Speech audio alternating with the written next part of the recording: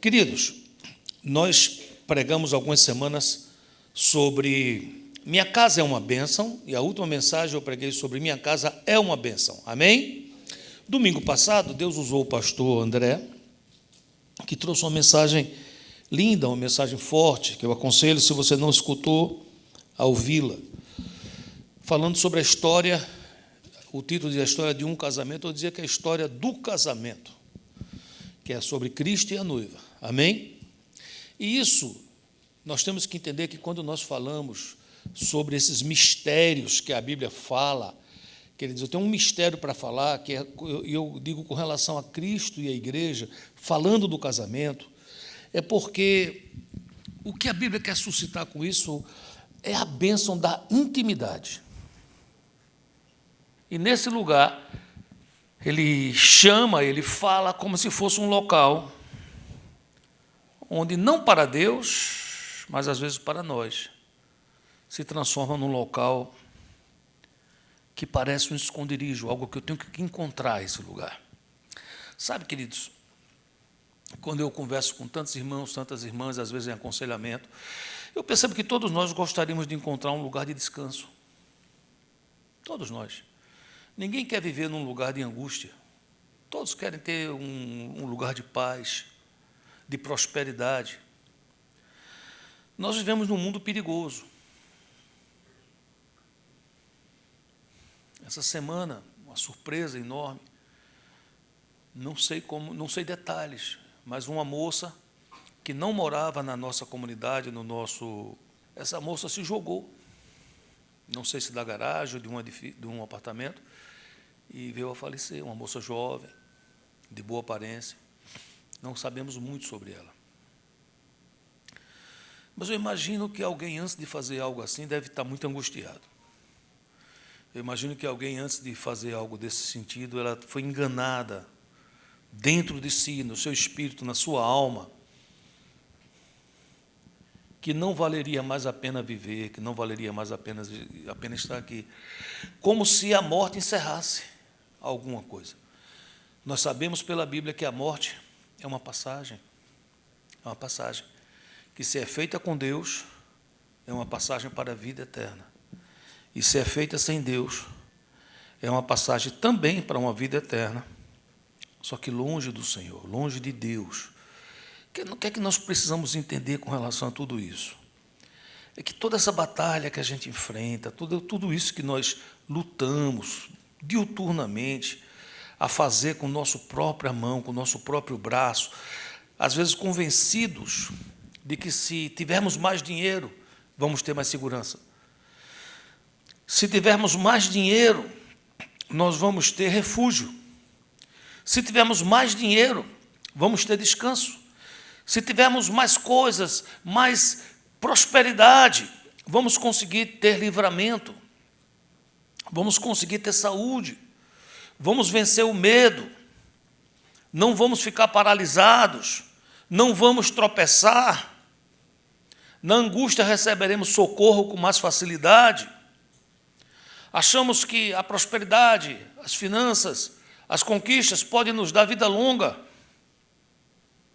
até que paramos em algo chamado vida eterna. Sabe, amados, pode ser que alguém que tem uma vida financeira e que pague por isto, possa ter assistência médica que lhe garanta mais dias na terra, se não tiver um acidente. Mas isso não significa qualidade de vida. Viver muito, no sentido de muitos anos, nem sempre significa viver bem. Eu queria convidar você a ler o Salmo 91 comigo. É um salmo muito conhecido. Já fui em muitas casas que encontrei a Bíblia aberta neste salmo. Às vezes é uma Bíblia que nunca foi lida. As folhas são branquinhas, mas esse salmo fica meio amarelado, porque está aberto lá. É como se fosse algo para dar sorte. É um amuleto. Assim pensam. Não é o que a Bíblia diz. Muitos entendem que esse salmo foi escrito por Moisés. No entanto, Davi, quando foi compilar o livro de Salmos, o introduziu. Vamos ler. Salmo 91, versículo 1 diz: O que habita no esconderijo do Altíssimo e descansa à sombra do Onipotente. Onipotente quer dizer Todo-Poderoso. Diz ao Senhor, ou seja, está dizendo que alguém que habita nesse lugar, ele abre a boca e ele conversa com Deus, ele fala com Deus. E ele diz a Deus assim: meu refúgio e meu baluarte, Deus meu em quem confio.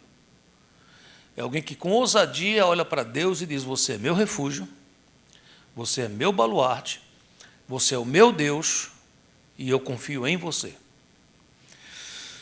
E diz mais, ele agora não só fala com Deus, mas ele agora começa a falar conosco.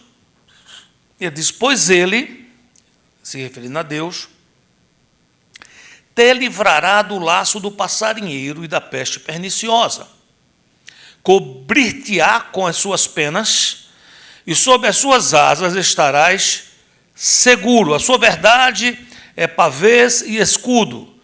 Não te assustarás do terror noturno, nem da seta que voa de dia, nem da peste que se propaga nas trevas, nem da mortandade que assola ao meio-dia. Caiam 1000 a teu lado e 10.000 à tua direita. Tu não serás atingido. Somente com teus olhos contemplarás e verás o castigo dos ímpios. Pois disseste: o Senhor é meu refúgio. Fizeste do Altíssimo a tua morada.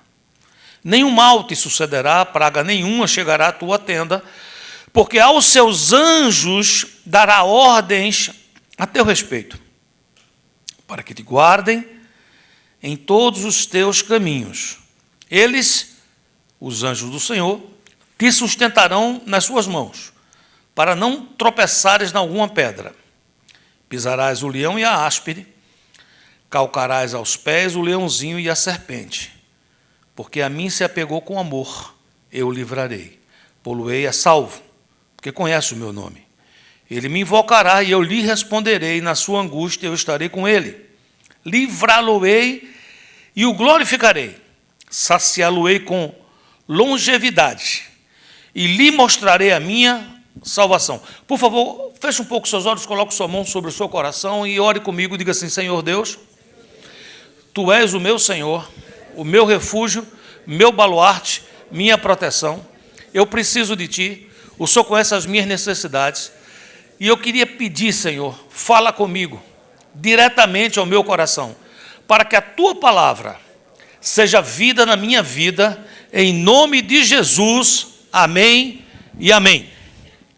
Amados, vamos entender de uma maneira clara. Muitas vezes, quando nós escutamos sobre, por exemplo, Elias, Eliseu, Jeremias, Isaías, profetas do Senhor, homens que fizeram milagres, muitos milagres, homens poderosos em palavras e em ações, como diz Hebreus 11, homens que foram cheios de fé. Quando olhamos a vida dos apóstolos, dos discípulos de Jesus, do próprio Senhor Jesus, e vemos um Deus que abre os olhos a cegos, vemos um Deus que faz paralíticos andar, vemos um Deus que ressuscita mortos. Há uma tendência, às vezes, dentro de nós, perguntar: onde está esse Deus? Onde está o Deus de Elias? Onde está o Deus do apóstolo Paulo, do apóstolo Pedro? Que quando ele passava a sua sombra, curava pessoas. Me refiro a Pedro, me refiro aos apóstolos. E eu quero responder a você que esse Deus está onde sempre esteve. Ele está no seu alto e sublime trono. A grande pergunta que nós deveríamos fazer não é onde está o Deus de Elias, mas é onde estão os Elias de Deus. Onde estão aqui os Elias de Deus? Onde estão aqui os homens que habitavam no esconderijo do Altíssimo? Onde você habita hoje? Qual é o teu lugar de habitação? Onde você mora? No lugar da ansiedade, no lugar da depressão, no lugar da preocupação, no lugar de quem todo dia acorda para matar um leão, todo dia tem que lutar pela sobrevivência. Onde você mora? Você pode dizer: não, pastor, eu tenho uma casa, eu tenho um número lá em casa, é 53, não sei quanto, tal. Estou perguntando isso, estou perguntando onde mora e habita a tua alma, a tua mente e as tuas preocupações, porque o Senhor disse que aonde estiver o teu coração, aí estará o teu tesouro. Conquanto é verdade que quem habita nesses esconderijos recebe todas essas bênçãos que falamos aqui agora, como segurança, refúgio, descanso e por aí vai, também é verdade que quanto mais nós lutamos para ter essas coisas com a força do nosso braço, mais nos distanciamos do esconderijo de Deus. Quanto mais eu tento ter descanso por mim mesmo, quanto mais eu tento ter segurança por mim mesmo, quanto mais eu tento ter vida longa, longevidade por mim mesmo, quanto mais eu tento ter riqueza e prosperidade por mim mesmo, mais eu me distancio do esconderijo de Deus. E aqui não tem nenhuma pregação a favor da preguiça. Aqui não tem nenhuma ode a alguém que diz, então deixa para lá. Não, não, não. Eu estou falando sobre onde eu habito. Porque quem habita no esconderijo do Altíssimo faz todas essas coisas, mas o seu coração está em paz, porque a confiança não está na força do seu braço, mas a confiança está no seu Deus. A primeira coisa que eu quero dizer para vocês é que após o pecado, realmente houve um véu. Houve uma separação entre o homem e Deus. A Bíblia diz, todos pecaram, e eles foram separados, destituídos, alijados da glória de Deus. No entanto, Deus quer ser encontrado por nós. Deus quer ser encontrado por você agora, hoje. Porém, muitas vezes que assim Deus agiu, Ele se revela e às vezes os homens fogem. Por exemplo, em Êxodo capítulo 20, versículo 18, após um livramento tão grande que Ele tira seu povo do Egito, Deus faz assim um show maravilhoso, com trovões, com luzes, uma festa, uma coisa maravilhosa, para que o seu povo diga, uau, nós servimos a um Deus que é vivo, amém? E em Êxodo 20, capítulo 18, diz, todo o povo presenciou os trovões e os relâmpagos, e o clangor da trombeta, e o monte fumegante, e o povo, observando, se estremeceu e ficou de onde? De longe. E disseram a Moisés, fala-nos tu e te ouviremos. Porém, não fale Deus conosco, para que não morramos. Será que é assim que nós nos sentimos às vezes? Será que às vezes Deus quer falar conosco e eu tenho medo? Tenho receio que Ele revele meus pecados. Tenho receio que minha fragilidade venha à tona. Eu tenho medo que Ele não me receba. Eu tenho medo que o seu poder, a sua glória, me destrua.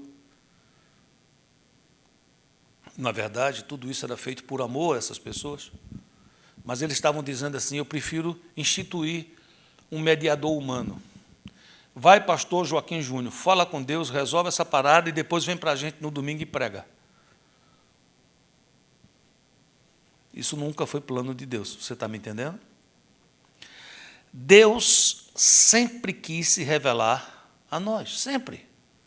No Éden era assim, houve o pecado, mas Deus não desiste, Deus não desiste, Deus não desiste. Deus ama você, Deus quer se revelar a você, Deus é bom. Eu me lembro nos meus 16 anos de idade, quando um menino rebelde, candidato ao desastre e ao caos, esse Deus se revela a ele dentro do quarto dele. Através de um barulho enorme, através de uma inquietação enorme, através de um medo da morte e através da palavra. Quando eu abri aquela palavra, Deus falou comigo. Deus se revelou a mim.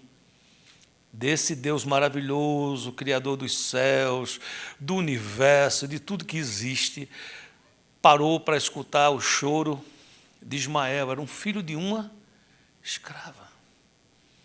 Esse Deus ama você, esse Deus quer se revelar a você. Deus quer se revelar a todos. Sabe aquele índio que está lá na floresta, que nunca ninguém teve condições de chegar nele e falar sobre Jesus? Salmos 19:1 diz assim, os céus proclamam a glória de Deus e o firmamento anuncia as obras das suas mãos. Até o ser humano que viva mais escondido, mais longe, A palavra de Deus diz que Deus se revela, Deus faz uma coisa enorme para que a natureza, para que as coisas possam impactar o homem e ele possa dizer: não é possível que não exista um Criador. Deus quer ser encontrado. Deus deseja ser encontrado. Em Hebreus capítulo 1, versículo 1 diz: há muito tempo,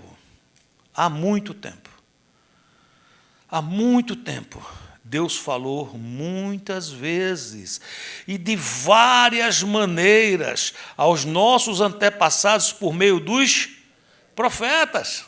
Foram muitas vezes, foram de muitas maneiras. Deus quer ser encontrado. Mas, nestes últimos dias, falou-nos por meio do Filho, a quem constituiu herdeiro de todas as coisas e por meio de quem fez o universo. Deus te ama, Deus me ama, Deus quer ser encontrado e Deus se revela. Eu acho que era hoje de manhã, eu estava vendo um post da Lurdinha, e num dia que parece que ela estava um pouquinho doente ou estava um pouquinho cansada, e ela cuida de um bebê muito bonitinho. Como é o nome do bebê, Lurdinha? Mateus, presente de Deus. Aparece lá na foto, Lurdinha dizendo que quando a gente está muito cansado, Deus levanta alguém para orar pela gente. E Mateus está lá. Quantos anos tem Mateus? Eu pensava que ela tinha 18. Então Mateus tem 1 ano. Mateus está lá orando, impondo as mãos sobre Lurdinha.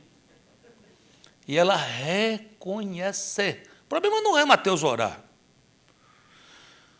O problema somos nós reconhecermos que Deus usa quem Ele quer para dizer: eu te amo e eu te abençoo.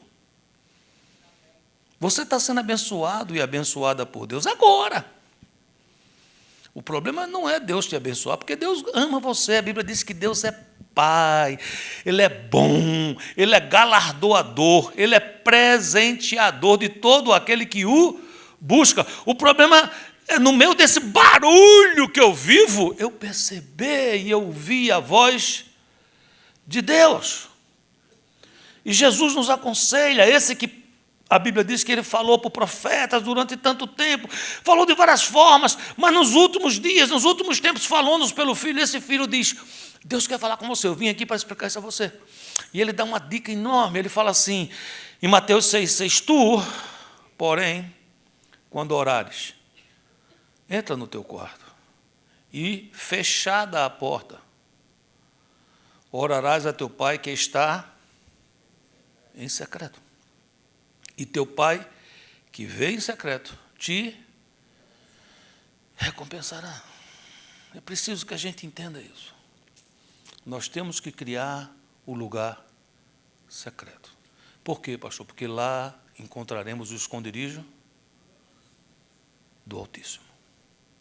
O esconderijo de Deus.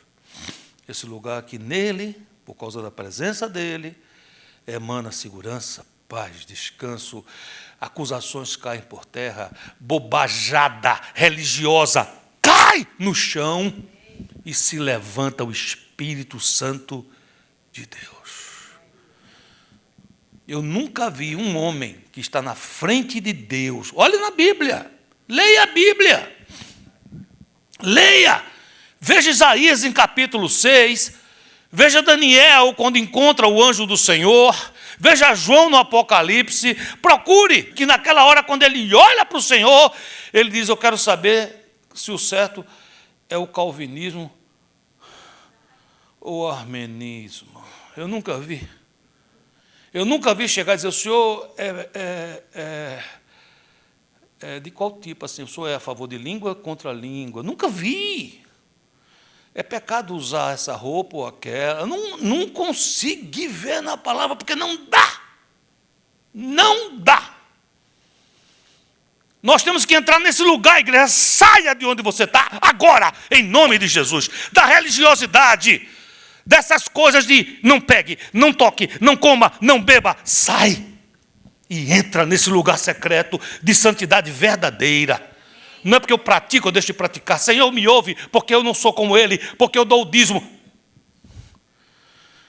Deus está esperando aqueles que vão entrar no lugar secreto e vão falar de si para si, porque não tem nem coragem de falar e vai dizer, tem misericórdia de mim, que sou pecador. Sabe por quê, queridos? Porque conversava com minha esposa essa semana, eu falava assim, o que significa Deus é espírito, importa que os que o adorem em espírito e em verdade.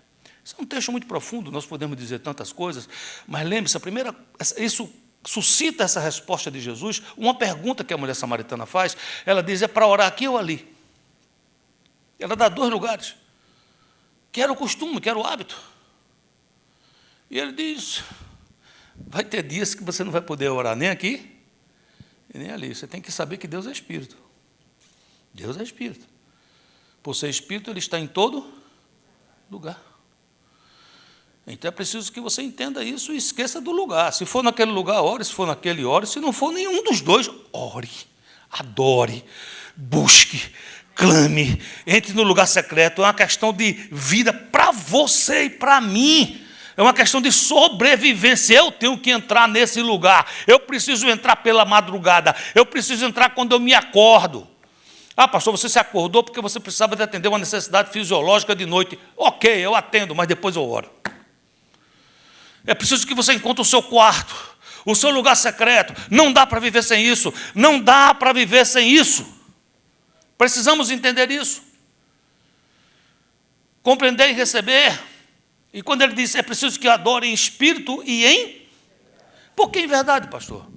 Porque a Bíblia diz que diante do seu trono tem um mar de cristal. Não adianta conversa bonita. Não adianta, porque eu faço, porque eu dou, porque eu tal, porque eu frequento. Não. Deus vê todas as coisas. Os olhos do Senhor estão em todo lugar, contemplando os bons e os maus. O que Ele espera é que eu chegue e diga, Senhor, o Senhor me conhece.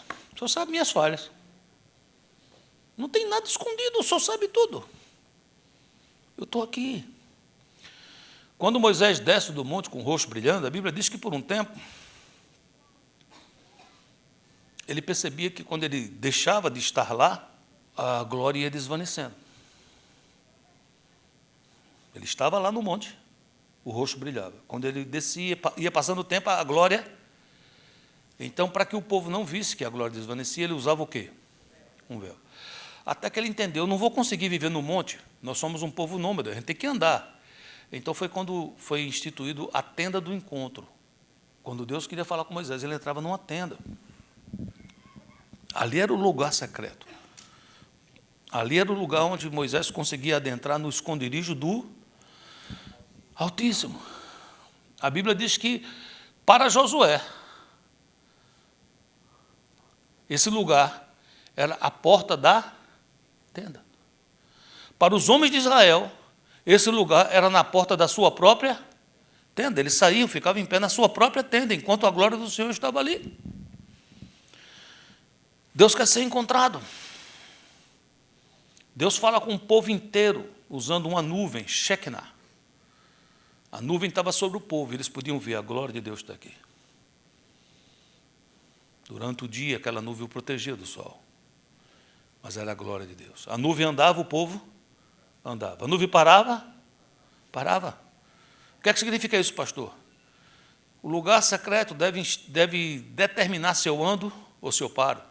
Quando alguém chega para mim e diz, pastor, eu acho que meu tempo aqui passou, eu estou indo não sei para onde, eu sempre pergunto, será que a nuvem está se movendo ou você está soprando a nuvem?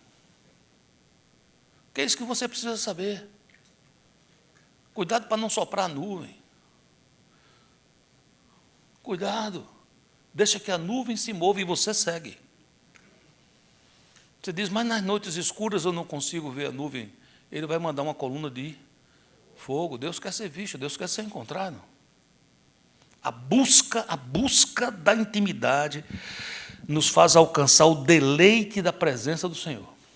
Não é chato ficar na presença do Senhor, é bom, é deleitoso. É quando eu fico, me esvazio, choro, falo a verdade, pequei, errei, te amo, e aí vem o perdão, vem a batalha, vem a luta, mas vem a vitória, a certeza, a segurança, o descanso. E eu me levanto, cheio do deleite da presença de Deus. Você é filho.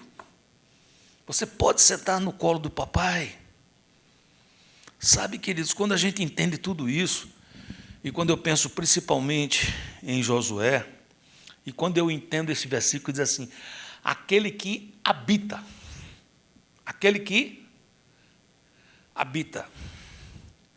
Ser habitante é diferente de ser visitante. Você concorda comigo ou não? Habitante é uma coisa e visitante é outra. Tem valor nas duas coisas. Eu visito o lugar secreto. Sou abençoado. Você está aqui hoje. Você está sendo abençoado. Se você recebe, você vai sair daqui mais animado, cheio de fé, alegre. Deus vai falar e está falando ao seu coração. Você pode dizer amém a isso? Amém. Mas Ele está nos chamando para uma coisa a mais. Às vezes a gente quer ter cultos ungidos, onde eu vou e digo: uau, Deus nos visitou. Amém por isso, que bênção. Mas não é esse o projeto. O projeto é um pouco mais do que ser visitante. O projeto é ser habitante, aquele que habita. Salmos 1:3 diz: ele é como a árvore plantada junto à corrente de águas. Plantada. Mas quando é plantada, se vier uma seca, vai sofrer. Se vier um incêndio na floresta, vai sentir. Mas quando vem a chuva serôdia, ele sente. E a Bíblia diz que essa árvore recebe o nome de justificada. E ela diz que o justo, na seca, ele estende suas raízes para os veios ou os rios de água. É preciso que entendamos isso. Existe bênção na constância. Repita, por gentileza. Ele é como árvore plantada junto à corrente de águas, que no devido tempo dá o seu fruto, e cuja folhagem não murcha, e tudo quanto ele faz será bem sucedido. Tem uma música, uma canção, um louvor que nós cantamos aqui, que tem uma frase que diz: quem já pisou no santo lugar, em outro lugar, não sabe viver. Você já pisou nesse lugar? Você já andou nesse lugar? Porque quando a gente chega lá, não dá para viver bem em outro lugar.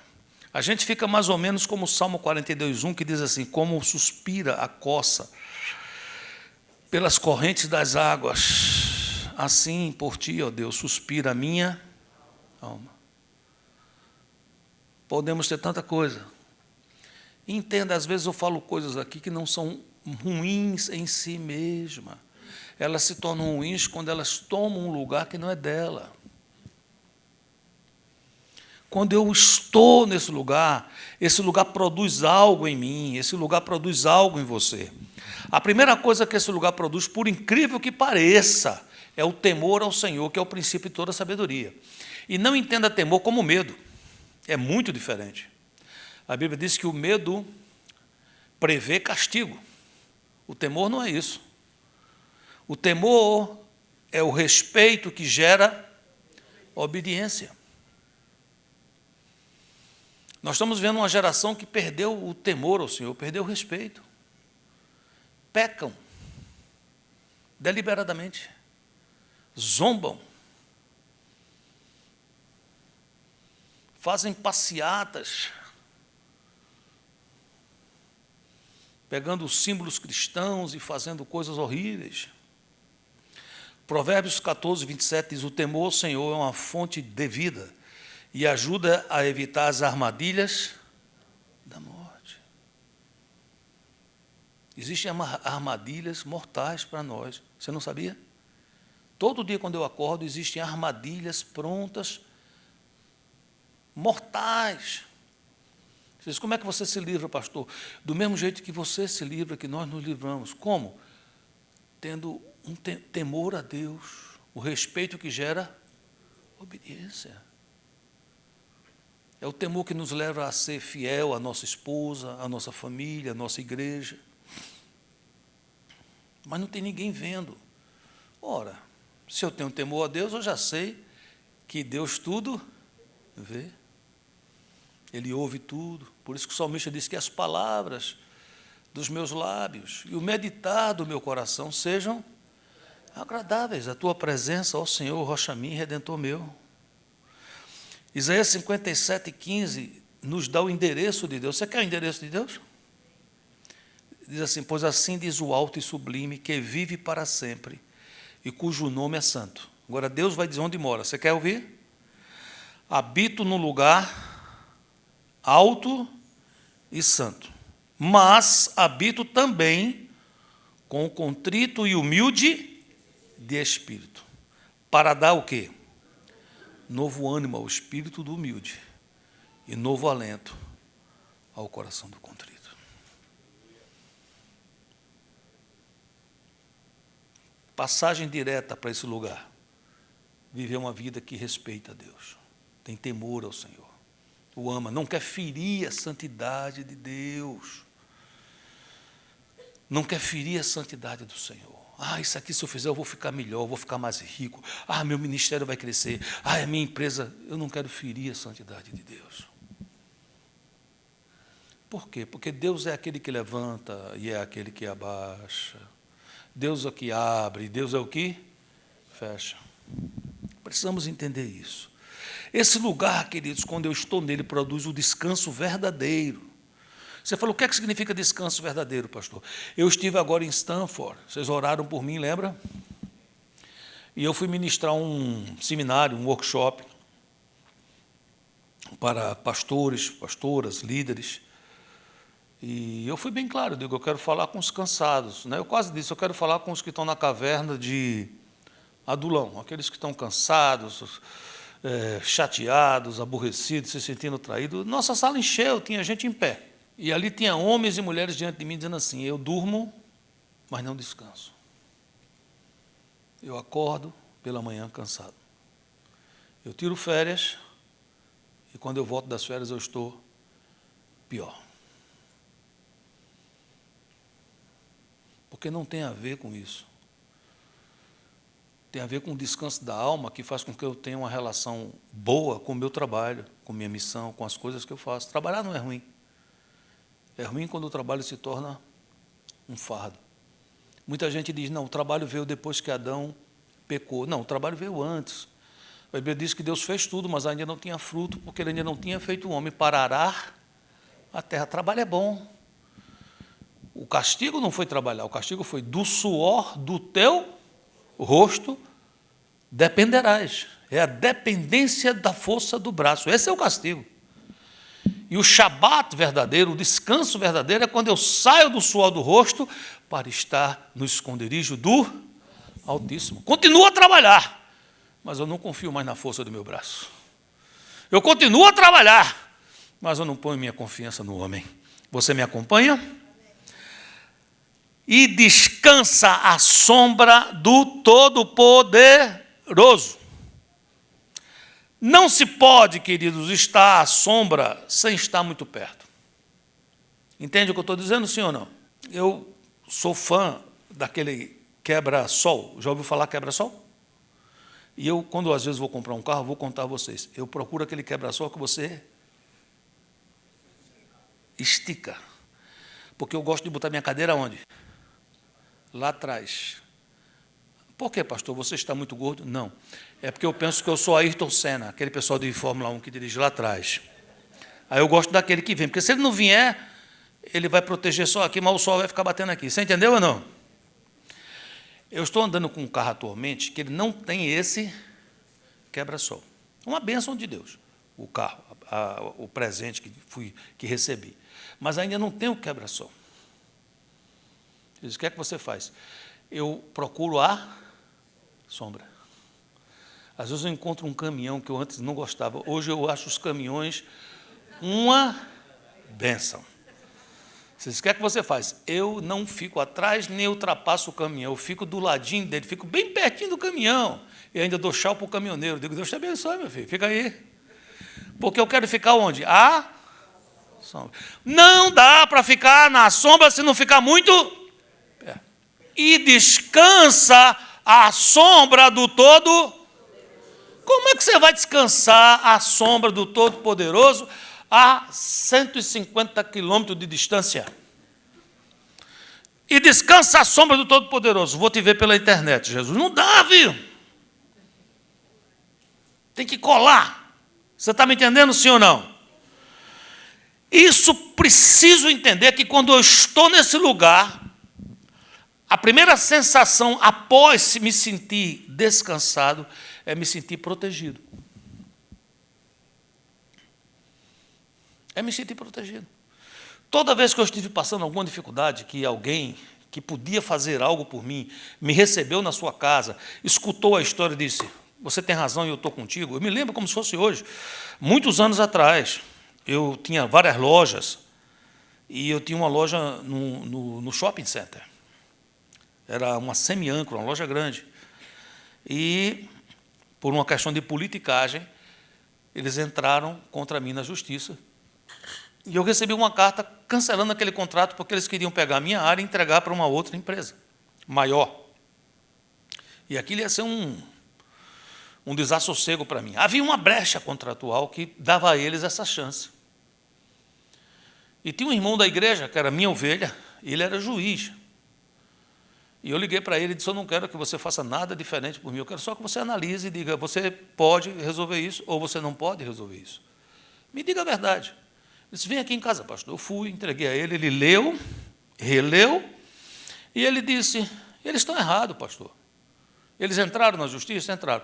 Diga para o seu advogado, faça isso, que isso aqui é uma ação simples, você vai ganhar. Eu estava com 3 toneladas nos ombros, como é que você acha que eu fiquei? Eu me senti o quê? Protegido. Protegido. Eu já tinha abraçado esse irmão e beijado algumas vezes. Mas esse dia eu abracei mais e beijei mais, até o ponto que ele disse, pastor, já está demais. Agora, o que é que você acha você entrar na presença de Deus, como entrou o rei Josafá, numa angústia? Angústia, já sentiu angústia? Inimigo por tudo que é lado, dizendo, você não vai ganhar essa, você perdeu. E Josafá entra na presença de Deus, dizendo, Senhor, estou perdido. De acordo com as pesquisas, perdi, estou acabado, é inimigo para tudo que é lado. E Deus usa um profeta que diz assim, não temas, palavra bonita, não é não? Não tenha medo, na hora você não vai ter nem que lutar, porque a batalha não é tua, mas é minha. Queridos, é uma sensação de proteção muito grande, é ou não é? Salmo 91, pois ele te livrará do laço do... Você sabe o que é laço do passarinheiro? É o quê? É uma armadilha. Que faz para pegar o quê? E pegar o passarinho morto ou vivo? Vivo, para que ele vive em quê? Em cativeiro. Ele está dizendo assim, Deus vai te livrar de viver cativo. E da peste perniciosa, cobrir-te-á com as suas penas e sob suas asas estarás seguro. A sua verdade é pavês e escudo. Esse Deus, quando Ele me dá descanso, quando Ele me protege, Ele faz com que eu tenha foco na vida. Acabou essa história de acordo, vou trabalhar, voltei. O que é que você está fazendo? Estou levando, estou fazendo. Não tem nada disso, não. Eu tenho foco. Eu sei quem sou e sei quem quero ser, sei onde estou e sei para onde estou indo. Deus é meu escudo, Deus é minha proteção, Deus está comigo, amém, queridos? E o que é que significa isso? Significa que você vive embaixo de uma sociedade que influencia você para o mal, que quer desviar você do seu caminho. Você é casado, e é seta que voa de dia, é pavor noturno. E você começa a ver cair do teu lado gente. E você começa a ver do outro lado cair gente. E pasme, gente que você considerava gente boa. É gente boa divorciando. É gente boa roubando. É gente boa deixando de frequentar a igreja com muitas desculpas. E você vê que cai do lado e cai do outro. E o salmista diz, se você estiver nesse lugar mesmo, você vai ter foco. E se você tiver foco, olha, 1000 cairão ao seu lado, 10.000 à tua direita. Mas você, querido, querido, você não vai ser atingido não, meu filho, você vai seguir em frente. São muitos que são levados para um lado e para outro, como diz Paulo, são levados por todo o vento de doutrina, mas aquele que está nesse lugar não é atingido. Porque ele diz, como diz a palavra, eu sei em quem tenho crido, e estou bem certo que ele é poderoso para guardar o meu tesouro até aquele dia. E já terminando, ele diz, não tenha medo de morrer cedo. Eu vou te dar longa vida. Vou te dar longevidade. E por que ele vai dar longevidade, pastor? Quem tem foco, quem anda com o Senhor, pode adoecer, mas ele cura. Pode passar por batalhas, mas vence. Pode até tropeçar. A Bíblia diz que o justo pode cair até 7 vezes, mas não fica prostrado. E ele está dizendo assim, se você está nesse lugar, você honrou pai e mãe, e a Bíblia tem uma promessa lá, dizendo que aquele que honra pai e mãe, vive muito. Mas eu tenho uma pergunta para você. Você está aqui comigo, está firme para ouvir essa pergunta? Talvez você nem entenda, se não entender, você pede revelação a Deus. Você tem certeza que quer viver muito?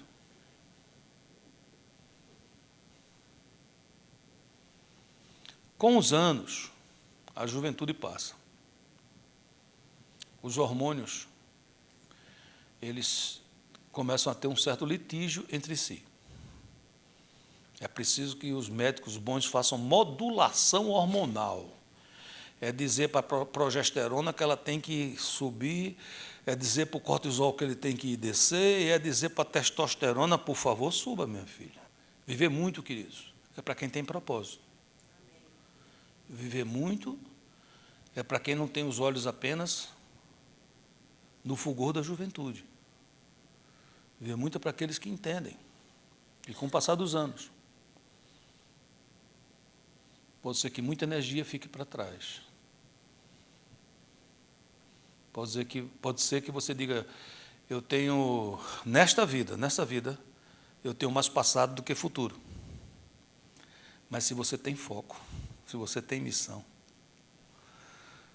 você vai viver até o último dia da sua vida sendo útil ao propósito de Deus.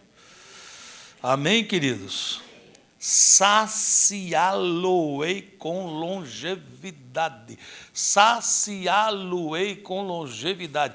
Vou dizer isso de outra forma que a Bíblia diz. E ele morreu farto de dias. Ou seja, já viveu tanto que disse, Jesus, vamos se encontrar, né? Isso aqui já está bom. Já deu o que tinha que dar. Não é alguém que morre chorando, eu não quero morrer. Não, é alguém que está dizendo assim, beleza, foi uma bênção, que vida maravilhosa, mas espera aí, porque aquele que confia no Senhor, e que tem o Senhor, e que está com o Espírito, não entrará em condenação, mas passou da morte para a vida. E o que é que espera depois? E lhe mostrarei a minha salvação.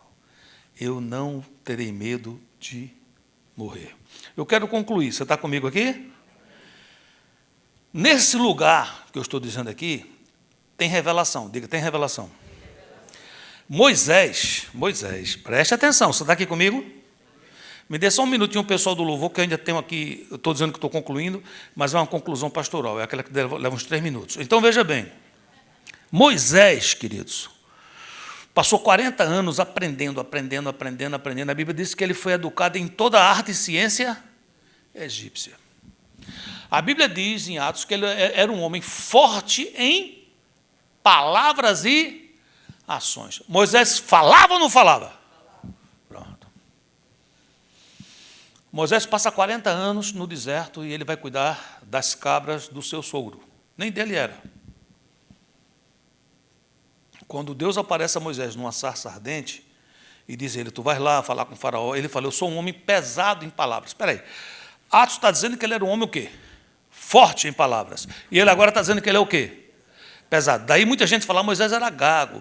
A Bíblia não diz que Moisés era gago. Está dizendo que ele está dizendo, eu sou um homem pesado em palavras. Por que ele era pesado em palavras? Por que ele falava tão bem lá no Egito?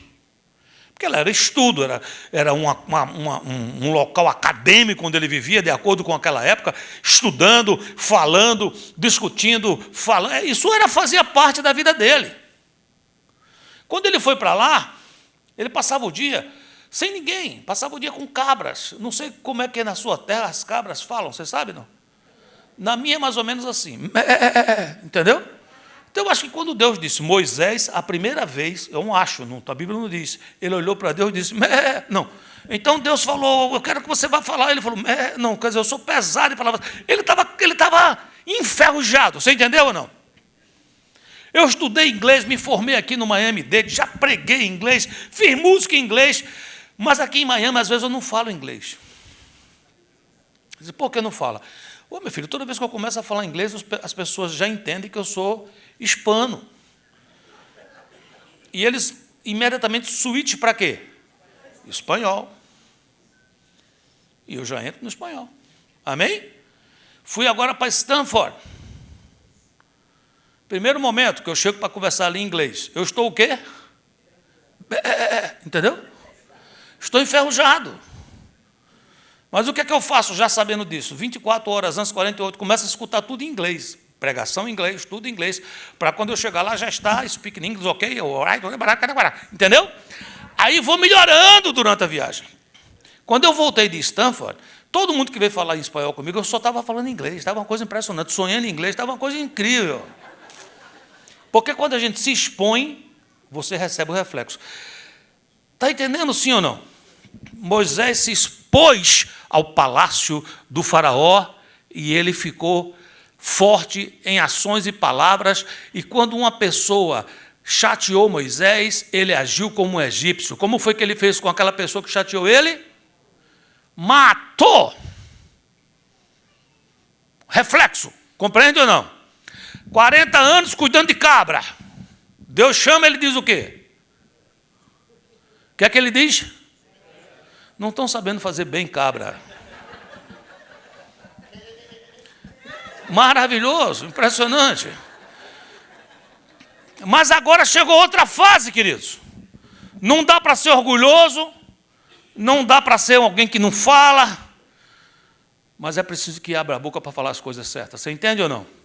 Sobe o monte, presença de Deus, esconderijo do Altíssimo, e ele recebe as tábuas da lei. Já volta falando, já volta decidindo, já volta até quebrando as tábuas da lei, já volta meio mesclado, meio Egito, meio deserto, mas já entrando em Canaã espiritual. É uma transformação, você está entendendo ou não? Você quer entrar nesse lugar? Diz amém. Então você tem que esperar transformação e revelação. Deus vai se revelar a você.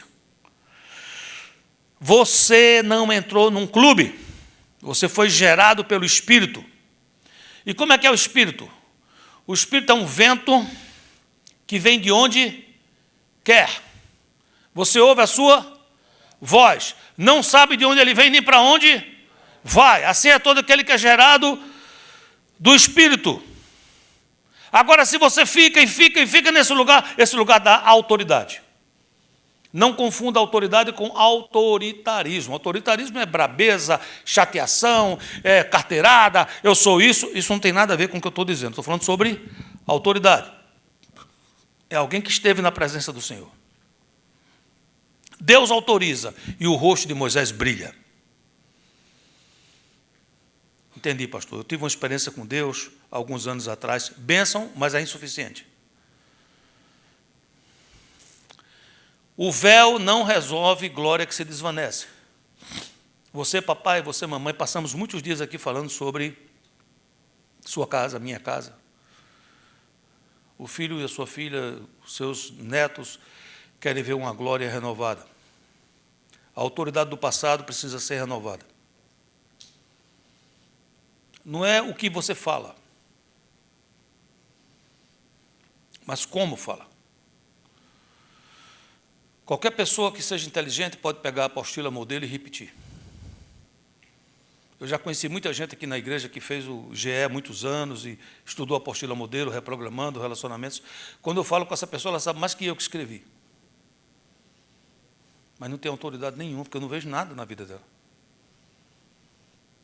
A informação precisa produzir formação. Muitos falarão a mesma coisa porque é bíblico. Quando eu ando por aí afora, e que eu vou para um congresso desse, e que eu escuto assim, por mim, por baixo, eu acho que eu escutei umas 8 mensagens. E é uma bênção. Não teve uma mensagem que eu escutei que aquele trecho bíblico eu já não tenha pregado. Você fala, por quê, pastor? Porque a Bíblia é uma só, e eu faço isso há mais de 40 anos. Você diz, e agora? O senhor teve que ficar escutando a mesma coisa? Não, não, não. A Bíblia é nova a cada momento. A palavra de Deus se renova.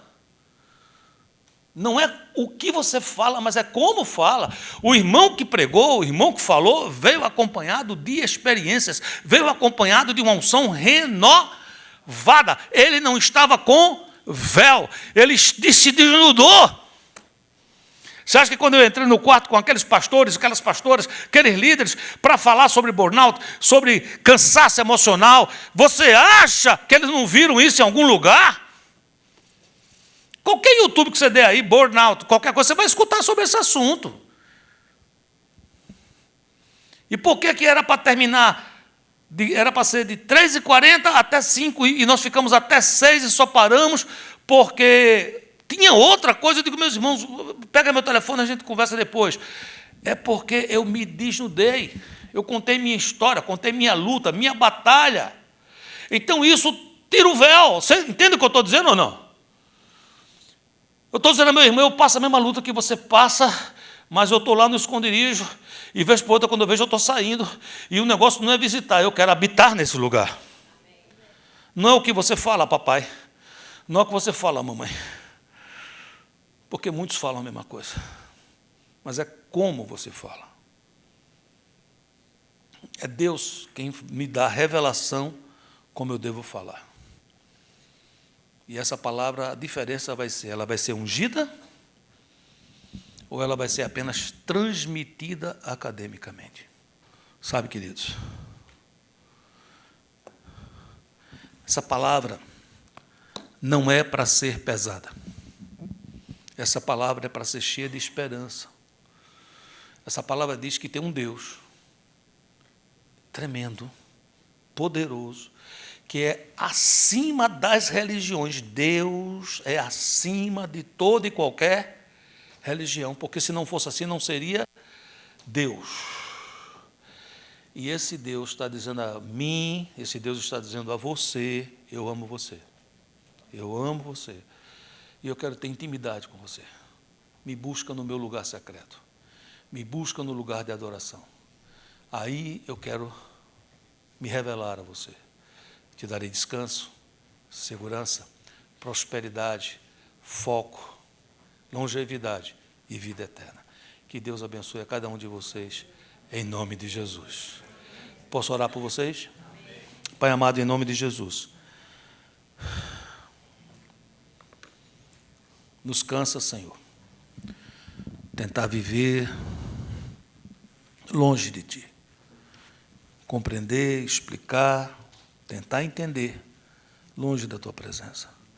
Nos convence, Espírito Santo, nos convence da necessidade, Senhor, de gastar tempo contigo, de estar na Tua presença e entender que as demais coisas nos serão acrescentadas. O Senhor conhece cada um que está aqui, cada um que me ouve, cada um que está na sua casa, cada um que nesse momento escuta essa palavra. E eu te peço, Espírito Santo de Deus, enche-nos da Tua presença, nos faz transbordar, de tal forma que tenhamos para nós e para os demais. Fica conosco, em nome de Jesus. Amém.